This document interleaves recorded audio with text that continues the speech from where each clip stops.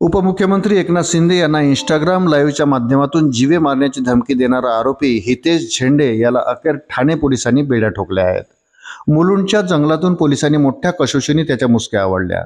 हितेश झेंडे यांचे ठाणे महापालिकेच्या कडव्यातील छत्रपती शिवाजी महाराज रुग्णालयात सुरक्षा रक्षकांशी वाद झाले होते.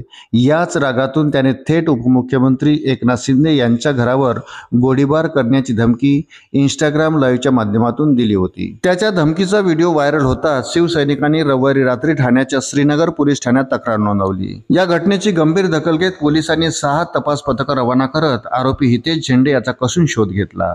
यावेळी मुलुंडच्या घोटीपाडा परिसरातील जंगलात हितेश पोलिसांना सापडला. त्याला ताब्यात घेऊन श्रीनगर पोलीस ठाण्यात आणण्यात आलं असून कायदेशीर प्रक्रिया पूर्ण करून त्याला न्यायालयात हजर केलं जाणार असल्याची माहिती पोलीस उपायुक्त प्रशांत कदम यांनी दिली आहे.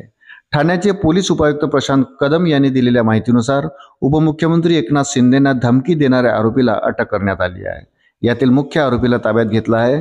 6 ते 7 पथकात तपास करत होते. वागडे एस्टेट परिसरातील घाटीपाडा परिसरातून ताब्यात घेतला आहे.